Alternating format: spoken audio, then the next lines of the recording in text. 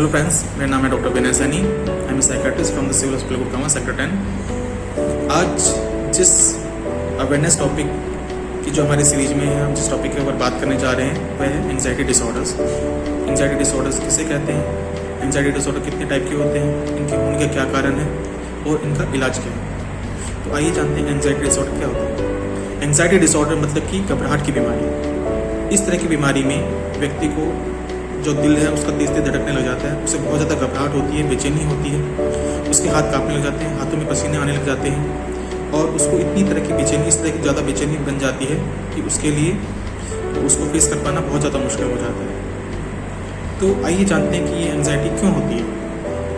तो हमारी जो एडवांस्ड जो न्यूरो साइंस उन्होंने पाया है कि हमारे माइंड में बहुत से न्यूरो हार्मोन्स होते हैं जो हमारी भावनाओं को, हमारी इमोशंस, फीलिंग्स को रेगुलेट करते हैं। और जब इन हार्मोन्स का जो माइंड में जब डिस्टर्बेंस क्रिएट हो जाता है तब इस तरह की एंग्जाइटी होती है।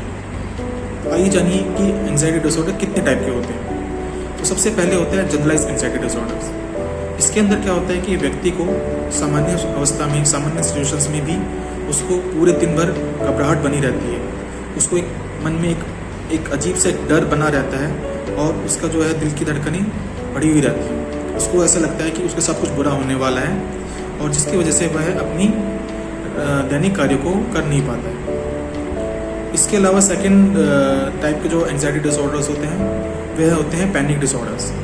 पैनिक डिसऑर्डर्स में घबराहट सडनली इतनी ज़्यादा बढ़ जाती है कि उनको लगता है कि उनको हृदय का दौरा ना पड़ जाए। इस चक्कर में कई बार क्या करते हैं कि वो तुरंत जल्दबाजी में आसपास के फिजिशियन से या फिर किसी लैब में जाते हैं, वो तुरंत अपने हृदय की जाँच कराते हैं और बहुत सारी जांचों पे, इन्वेस्टिगेशन पे बहुत ज़्यादा पैसा खर्च करने के बाद भी उनको अपनी समस्या का समाधान नहीं मिल पाता है।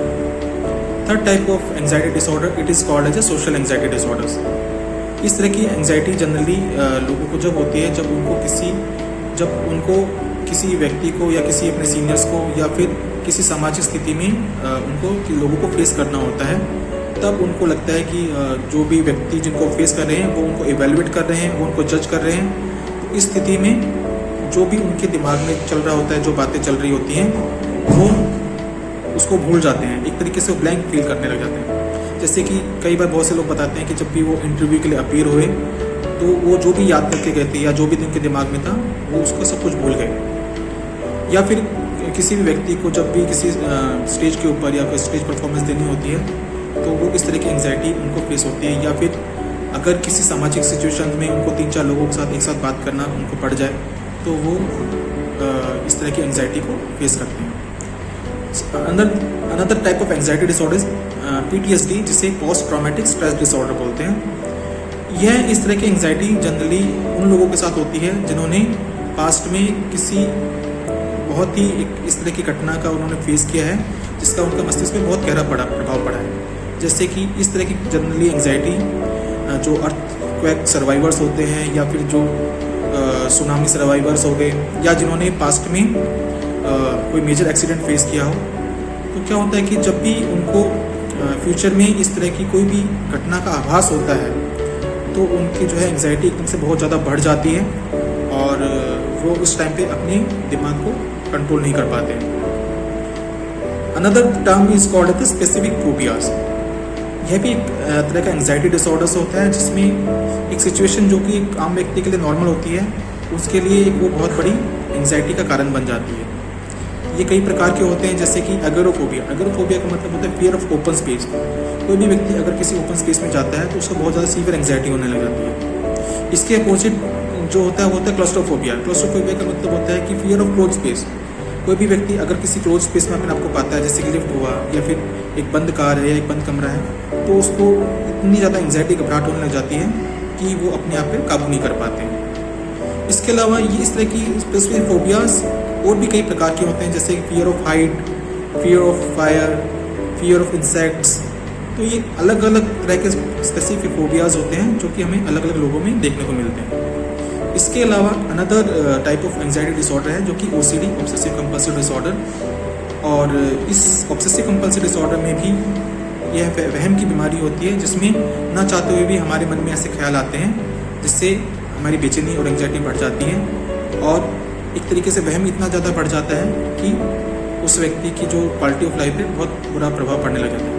OCD के बारे में मैंने अपनी एक अलग वीडियो के अंदर इसके अपनी जानकारी शेयर करी है, तो आप वो वीडियो देख के OCD के बारे में जान सकते हैं। तो जैसे मैंने बताया कि OCD एक तरह की मानसिक बीमारी है जो कि दिमाग में हार्मोन्स, न्यूरो हार्मोन्स की जो डिस्टर्बेंस क्रिएट हो जाने की वजह से होती है। तो इसके लिए सबसे पहले आपको समझना है कि कोई भी ऐसा व्यक्ति आपके आसपास, आपके पड़ोस में, रिश्तेदारी में, फैमिली में कोई भी इस तरह के व्यक्ति इस तरह की समस्या से जूझ रहा है, तो आपको उनका मजाक नहीं उड़ाना है, उनके प्रति संवेदनशील होना है और उनको किसी नज़दीकी मनोचिकित्सक से उन्हें सलाह लेने के लिए कहना है। तो जनरली इस तरह की प्रॉब्लम्स के अंदर मरीज को सबसे पहले इवेल्युएट किया जाता है, उसका एंग्जाइटी लेवल उसका जांचा जाता है, उस एंग्जाइटी की वजह से उसकी डेली लाइफ पे कितना अफेक्ट पड़ रहा है उसको इवेल्युएट किया जाता है और उसके अकॉर्डिंग मरीज को दवाई दी जाती है। यह दवाइयाँ बिल्कुल सेफ़ होती हैं, इन दवाइयों का कोई भी बुरा प्रभाव नहीं पड़ता है। कुछ लोग सोचते हैं कि दवाइयाँ इस तरह की होती हैं जो कि नींद की दवाइयाँ होती हैं या फिर ऐसी दवाइयाँ होती हैं जिनकी आदत पड़ जाती है, तो ऐसा बिल्कुल भी नहीं है। आजकल की जो दवाइयाँ हैं एडवांस्ड मेडिकल प्रैक्टिसेस के अंदर बहुत ही सेफ़ दवाइयाँ आती हैं जिससे मरीज को कंप्लीट आराम मिल जाता है। दवाइयों के अलावा इस तरह की बीमारी के लिए जो है काउंसलिंग थेरेपी का हमें इस्तेमाल करते हैं, जिसके अंदर जो प्रोफेशनल काउंसलर होते हैं वो काउंसलिंग के द्वारा मरीजों को इस तरह की एंग्जाइटी को किस तरीके से डील करना, फेस करना वो सिखाते हैं। तो इस तरह के एंग्जाइटी डिसऑर्डर्स में जो सबसे कॉमनली और सबसे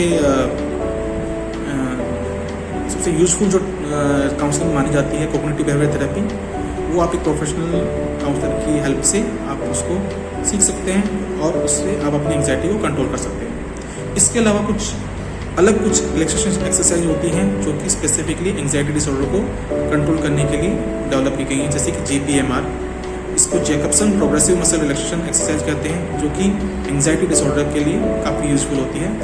और इसमें क्या होता है कि एक सर्टेन वे के अंदर हम किसी पर्टिकुलर मसल ग्रुप को स्ट्रेच और रिलैक्स करते हैं बारी बारी से, और जब व्यक्ति इसको एक अपनी नियमित दिनचर्या में अपनाता है, इसको फॉलो करता है, तो उससे एंग्जाइटी डिसऑर्डर्स को कंट्रोल करने में बहुत मदद मिलती है।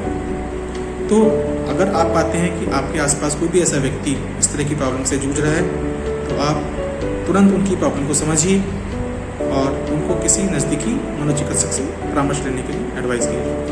Thank you.